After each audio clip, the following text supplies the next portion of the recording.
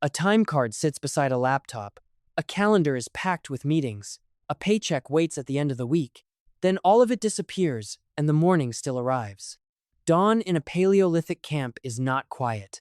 The fire is down to a dull, ash-gray heat. A baby cries. Someone wakes up stiff, rubs their eyes, and scans the horizon before they even stand. Before jobs existed, ancient humans still had work. Not work like modern employment, with a boss and a schedule, but work that had to happen so bodies and relationships kept working. A job is a formal role inside an economic system. You do it for wages, on set hours, with rules you didn't choose. Work is older than that. It's the tasks that keep you warm, fed, hydrated, protected, and connected to the people you depend on. If the fire is almost out, you can't ignore it because it's not on your calendar. Physics decides for you. Cold is coming. Predators and rivals don't wait. Water isn't in a bottle unless someone brings it. Food doesn't appear unless someone finds it, and someone else turns it into something a child can eat. Archaeology keeps finding the same kinds of camp traces again and again. Hearths, living floors, tool scatters. That repetition hints at routine. And studies of hunter-gatherers today help us sort the categories of daily tasks, even though they're not a direct recording of Paleolithic schedules. This split matters now, too. You can be off the clock and still feel crushed by cooking, care, cleaning, repairs, and planning. So if nobody clocks in, what decides what happens first, who does what, and when? At first light, a small group stands at a ridge and goes quiet. They scan the ground for fresh tracks, then sweep the slope for edible patches they can recognize fast. If there's movement on a game trail, that changes everything. If there isn't, they don't waste the morning. Without clocks, how did ancient humans structure time and priorities? Mostly by what the day would allow, not by a fixed plan. Cool air is for walking, searching, and carrying. When the sun climbs, bodies overheat and water matters more. By midday, the heat presses down hard and the pace breaks. People crouch in shade and do the kinds of work that still counts as work. Tightening bindings, straightening a shaft, reshaping an edge, twisting cord, checking what's left in containers. This isn't laziness. Rest is an energy strategy and a safety strategy. In extreme heat, pushing forward can burn calories faster than you can replace them, and mistakes get expensive. Then, late afternoon, movement starts again. If there's a known water source, the group angles toward it. If clouds build, wind shifts, or a predator sign appears, priorities flip in minutes. Some days are slow and steady. Other days turn intense instantly because the environment opens a narrow window. At night, everyone clusters near the hearth. Archaeology keeps finding hearth-centered activity zones at Paleolithic sites, suggesting the same kinds of tasks happened in the same places again and again.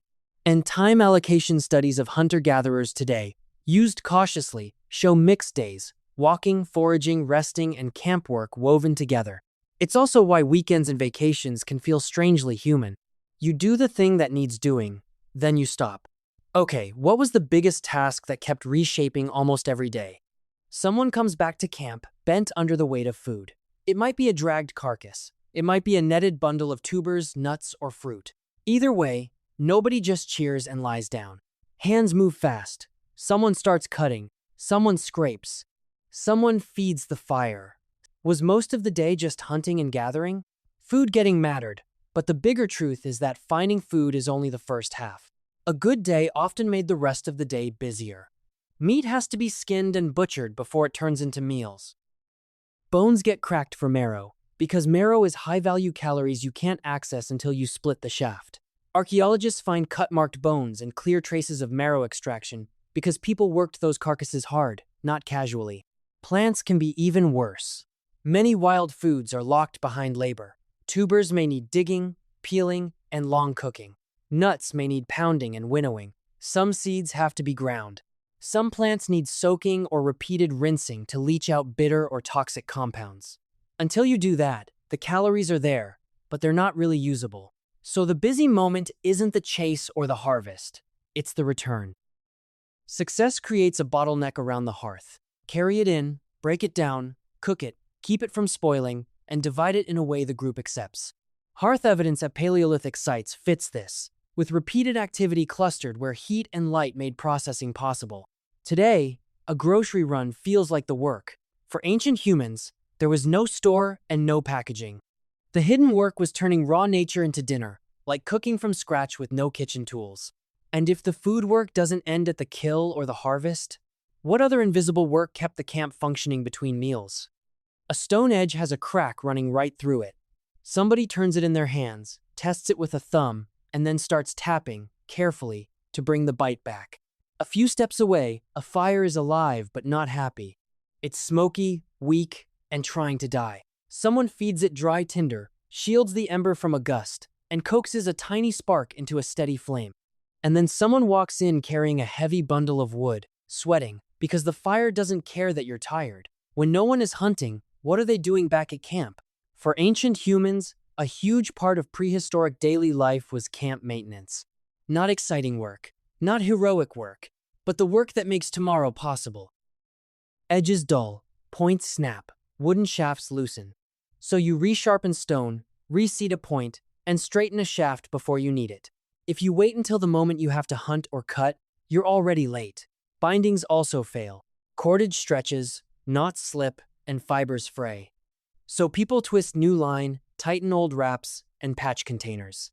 Most of that perishable technology rarely survives, which means archaeology often shows the stone flakes and misses the hours that went into the strings and baskets that held everything together. Water has to be fetched and carried, again and again. Firewood has to be gathered, again and again. Shelters sag, leak, and shift, so poles get reset and coverings get mended. This is the real infrastructure, and it's portable. Fire, sharp edges, strong bindings, and containers. Survival depends on reliability. Small failures compound fast. It's like modern life admin. Dishes, laundry, charging your phone, fixing the thing before it breaks. Ancient humans did the same kind of unpaid maintenance, except the penalties were harsher. But who keeps all of this going when there are babies and toddlers who can't be left alone? A toddler totters toward the warm edge of the fire, curious and fast. An older child notices first, steps over, and gently hooks an arm around the toddler's belly, steering them back like it's the most normal thing in the world. So, what did children do, and who watched them while all this work happened? In prehistoric daily life, childcare wasn't something you did after work. It was part of the work that made everything else possible. Human kids take years to grow up. They need food, warmth, comfort, and constant safety checks, day after day. That long dependency is a real problem for a small group trying to eat and stay alive, so people solve it together. A caregiver ties a baby close to their chest or back, tight enough to free both hands. Now they can keep moving, keep helping, keep contributing, while the baby gets warmth and milk and a heartbeat to sleep against. Nearby, kids don't just wait around. They practice. They tap stones together, not making a perfect edge, but learning the feel of it. They toss small sticks and watch how they fly. They press their fingers into the dirt, copying the tracking gestures they've seen adults use, tracing a hoof shape, then a heel, then the difference. The quiet twist is that this shared care turns a vulnerable species into a capable one. Older siblings, grandparents, and whoever is close can spot danger, soothe a cry, or carry a child for a while. Skills spread through the group the same way. Watch, try, help, play, repeat. It reframes modern parenting. Care isn't time off work. Care is work. And learning by doing isn't a shortcut. It's the original classroom. If the camp is doing all this work and care, where does the famous hunter-gatherer leisure idea come from? And is it true? Someone lifts a heavy bundle and shifts the strap higher on their shoulder. It's not food, it's water, and it has to come back to camp the hard way. So were hunter-gatherers actually more relaxed than modern workers? Sometimes, yes. Ancient humans often had more flexible downtime because there was no clock to obey and no manager watching. If food was abundant, the day could breathe. People could rest, talk, play, and stretch tasks around heat, rain, or energy. But here's the trap. A lot of famous, "they only worked a few hours" claims are counting only food-getting hours. How long did you hunt, fish, dig, or pick? That's the left side of the scale. Now start adding what keeps you alive after the food is found. Carry it, haul water, collect wood, keep the fire going, break, pound, scrape, roast, dry, and store. Fix the cordage, resharpen the edge, patch what's leaking, Replace what snapped. Teach the next person the route, the rules, the plants, the safe places. As each of those tasks goes on the other side of the scale, the balance tips. The few hours claim flips, not because the research is fake, but because the definition is narrow. Time budget studies of hunter-gatherers show huge variation, and the totals change fast depending on what you count. That same counting trick is still with us. If you only count paid hours today, you erase commuting, chores, caregiving, planning, and the mental load, and then you wonder why free time disappears. Ancient humans may have had flexible time, but if you count the whole system, the day was often full. If their days weren't ruled by a clock, what created the biggest spikes of exhausting work, and why did entire camps sometimes pack up and leave? The wind shifts, and the smoke stops rising straight. It streams sideways, stinging eyes, and that tiny change carries a bigger message. Someone tilts the last water skin, tastes it, and says nothing. A few other people notice the same thing. The quiet agreement spreads without a vote. It's time. Bundles tighten. Tools get wrapped. A child rides on a hip. The camp doesn't explode into chaos. It compresses into what can be carried, because everyone has done this before. Then they start walking toward a water place they remember, not because a boss told them to, but because the landscape did. So what was the closest thing ancient humans had to a long-term schedule? It was the seasons and the way resources move. When rain fills pools, camp can stay. When the dry stretch lengthens, people widen their search.